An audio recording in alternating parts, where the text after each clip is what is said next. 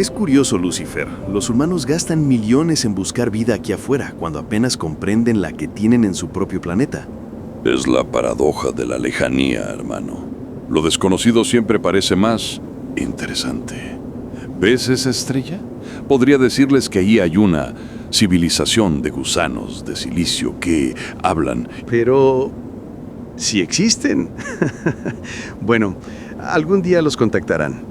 ¿Recuerdas cuando confundieron una roca en Marte con un rostro esculpido? Crearon toda una teoría sobre una civilización marciana extinta. Recuerdo que moví un poco la sombra con un rayo de luz, solo para hacerlo más dramático. Los titulares fueron gloriosos. ¿El rostro de Marte nos observa?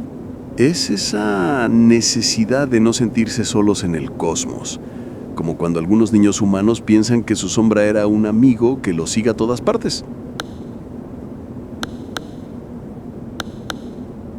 Mira, así se hace. Secuencia luminosa intermitente y ¡listo! OVNI avistado sobre Arizona. Esto es más fácil que ordenar mis fotos en el móvil. ¿Y no te parece un poco cruel darles esperanzas falsas cuando todavía no pueden viajar grandes distancias? Bueno, sé que no les falta mucho para encontrar la manera y descubrir vida en otros lugares, pero por ahora... ¿Cruel? Les doy herencia ancestral. ¿Recuerdas la rueda de Ezequiel? Ese fui yo probando un nuevo diseño de vehículo celestial. El pobre Ezequiel pasó 40 días dibujando lo que vio. Por eso sus manuscritos parecen planos de ingeniería. Los estudiosos todavía debaten si eran ángeles o alienígenas. Y mira, el mismo patrón que usé en Mesopotamia, milenios después, siguen esperando visitas. Estos cometas los considero mis nuevos carruajes divinos. Al menos ahora tienen telescopios gigantes en la Tierra y también en el espacio, en vez de profetas para interpretar tus diseños celestiales. Pero es mucho menos divertido. Antes al menos me escribían poemas épicos. Ahora solo tengo linternas compradas online. Mirando tus linternas, ¿qué es toda esa secuencia de luz que estás haciendo? Esto es la secuencia luminosa clásica de la nave nodriza Zeta Reticuli, muy popular en los años 70. Solo estoy practicando mi timing. Lucifer. Bueno, después de la cuarta humanidad, ya no volvieron los visitantes de otros planetas.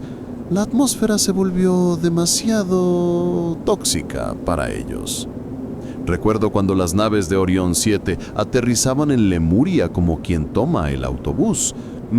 Muchas de esas civilizaciones interestelares ya no existen. Los de Sirio B no volvieron, se convirtieron en luz pura. Los de las Pléyades perdieron el interés en viajar.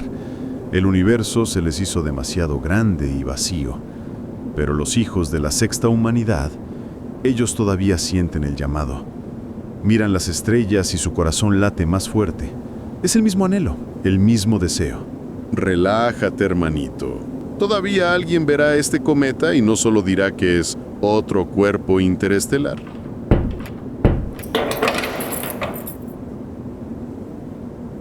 Oigan, ¿pueden bajar de mi nave? ¡Están rayando el casco!